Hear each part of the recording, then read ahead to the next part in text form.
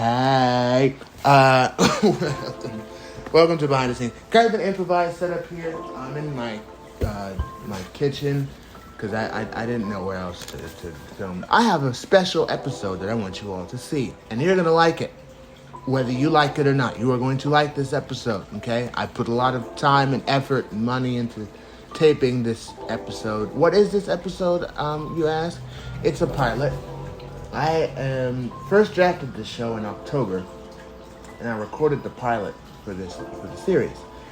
And after I recorded the pilot, I looked at the pilot and I said to myself said,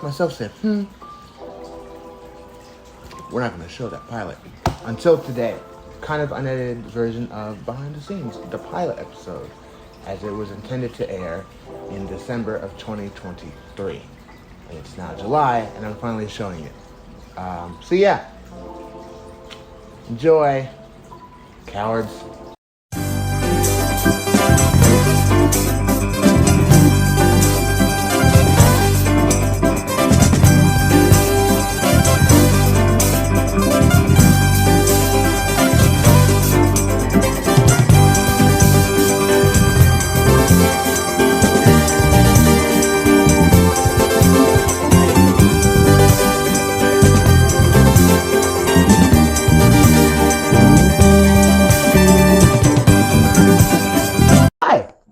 Hi, how are you? It's not like I just seen you about 2 hours ago. Or not even 2 hours ago. I've seen you all day. How are you? I'm good. You're Good. fine? How are you? I'm doing okay. Good. You know, it's the first show. Get the kinks out. You gotta work through everything a little bit, but Looks slowly but beautiful in surely. here. Right, I know. It's Perfect. Objectively perfect. So, boy, you do a lot. How did you let's see, you said you were a barber, a postal worker, you took care of the elderly, you do a whole bunch of other stuff on the side. How did you find time to sit down here and talk to me? Well, I'm your mother, so I'm going to make time for you always. From the What you're heart. supposed to do, right? Amen. But originally, I became a barber. It's a family business. My father started the business. Yeah. Oh, okay. He opened his first barbershop in 1982, and he had a whole lot of kids. Whole lot of kids. And how many kids, for the folks at home that don't know how this ridiculous number? 23. 13 girls, 10 boys. Could you imagine? Now, they weren't in the same house. No, multiple mothers, multiple wives, and multiple generations spread across the United States.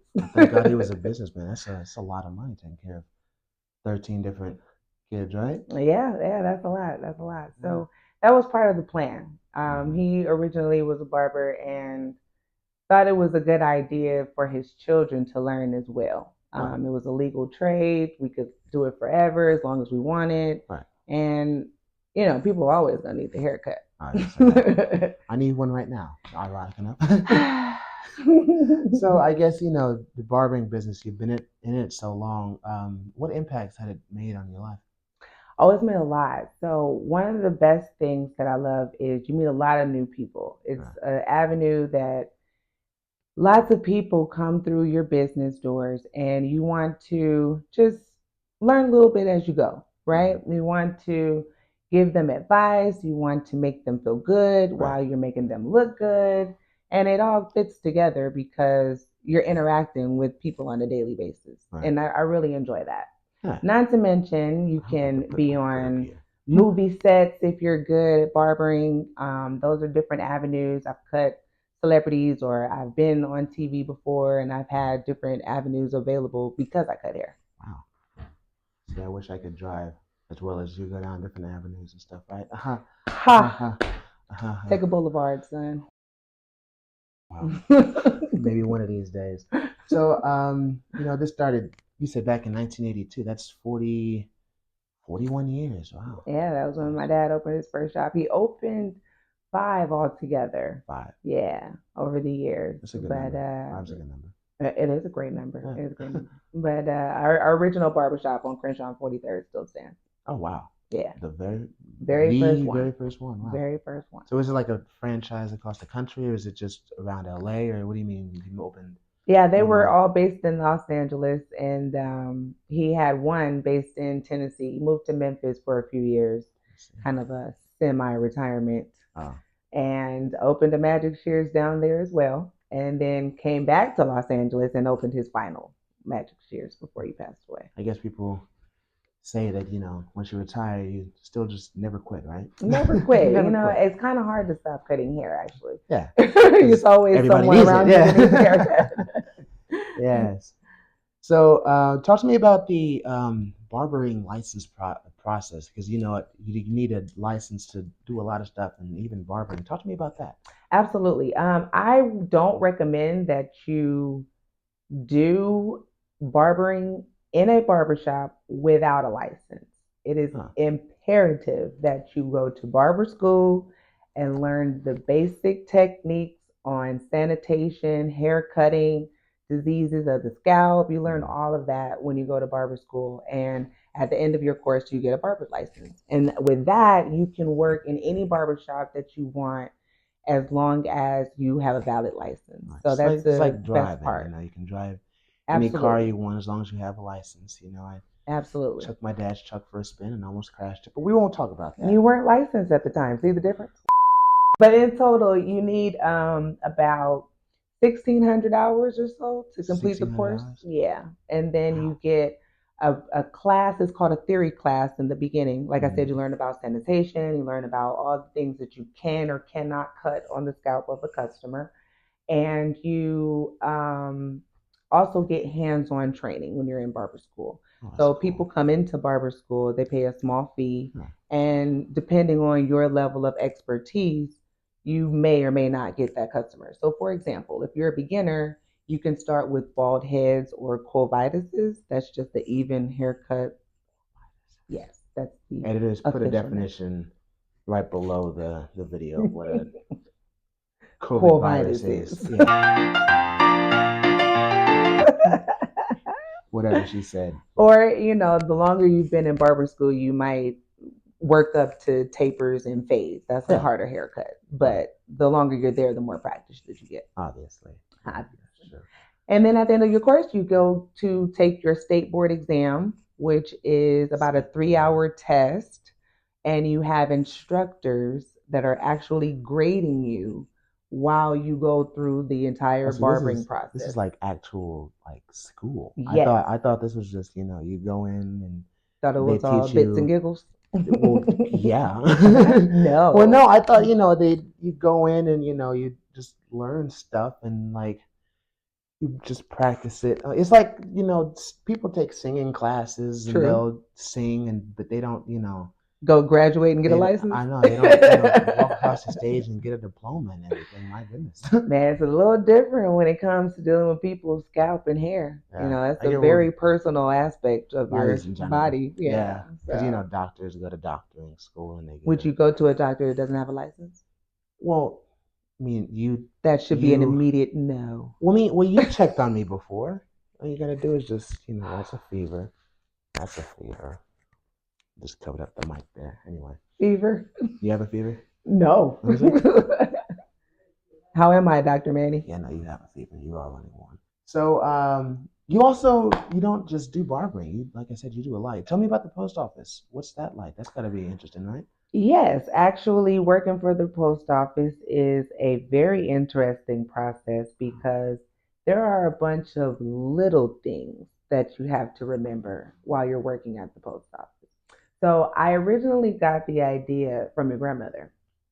I think she'll be around the And corner somewhere. she has been a wonderful, wonderful postal worker for a good 30 years. She just retired, but she was a big inspiration why I went as well. Wow. And I actually love it because it's new every day. Mm-hmm. A lot of people assume that when you work for the post office, you deliver mail, but there are so many other things that go on behind the scenes of a post Look at office. that. Yes. Plugging my own show. Thanks, Ma. Yeah. Yeah.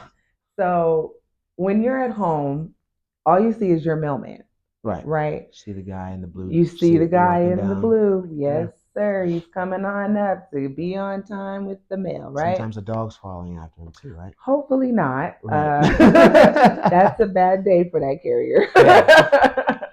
I would hope so. Well, I would think so, yeah. But before the mail actually gets to your house, it goes through a distribution process.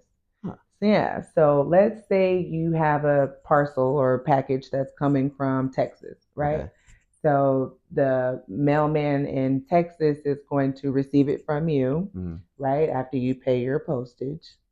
Very important. To pay your postage. Yes, he's going to receive it from you. He's going to say, oh, okay, Manny would like to send this package to Los Angeles, right? So then he's going to make sure that it has all the proper packaging and postage to give to the carrier in Texas, right? Right. And that carrier is going to send it to his post office and it's going to go on a big old truck. And the truck is going to drive all the way across country to Los Angeles. And then it's going to be received on our end.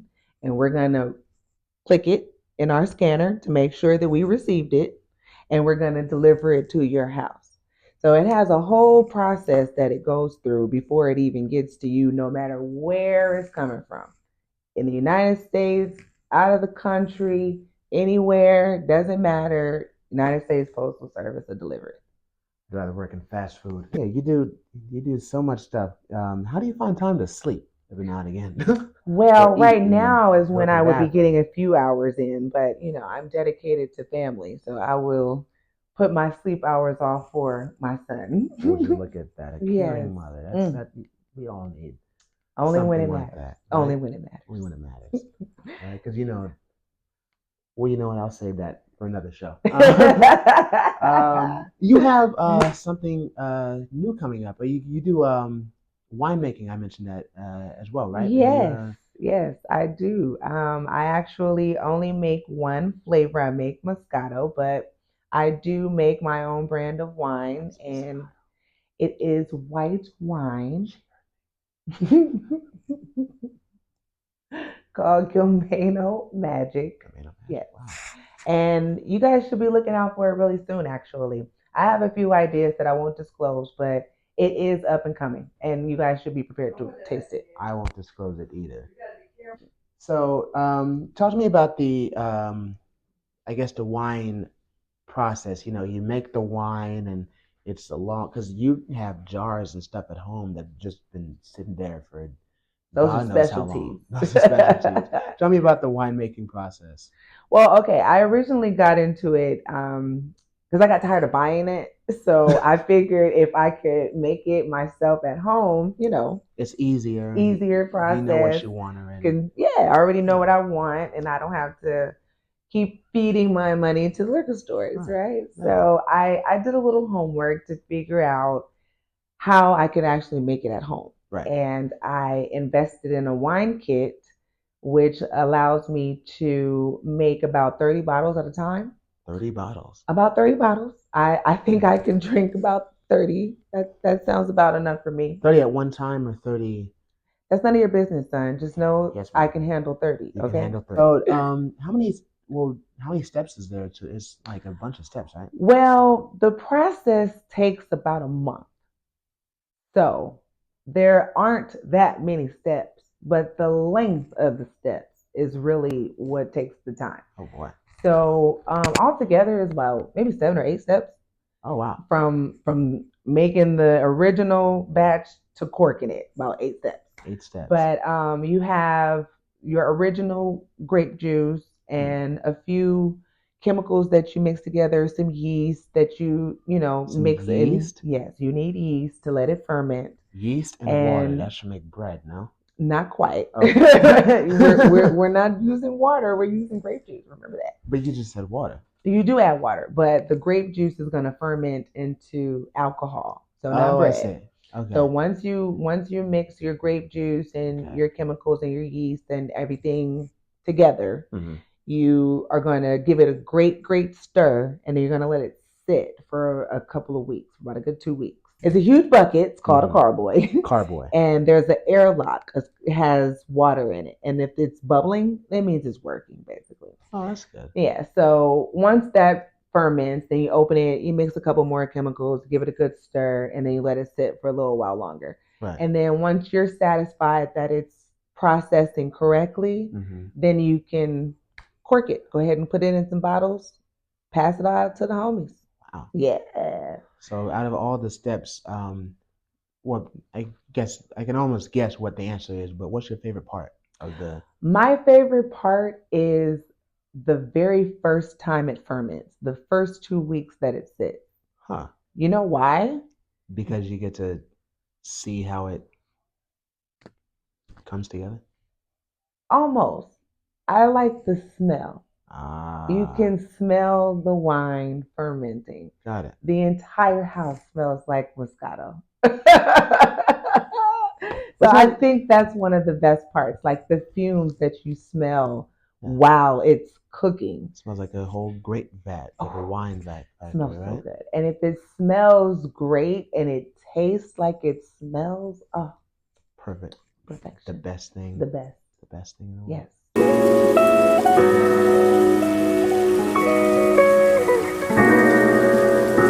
All right, wait. What's your name? Boy, get off your phone. We are taping. Boy, what the hell is wrong with you? I don't want to slap you upside the head to the white meat show. Hi, Bianca. All right, Isaac, come here. Isaac, come here. What are you doing, boy? Skating. You skating? What's this in your hand, man? Oh, my God, he's a magician. Y'all seen that? You want to see a magic trick? Sure. All right, hold this. I call this the disappearing key, right? Yeah. See the key? You gotta see the key right here. Put the microphone close to me because I might say something funny. I want the audience to hear it. See the key right here? Uh-huh. Watch this.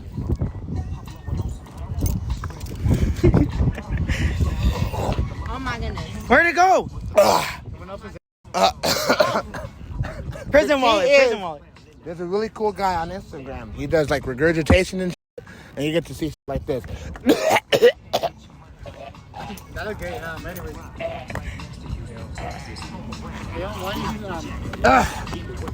I don't know what the f- I'm doing. Boo! Boo!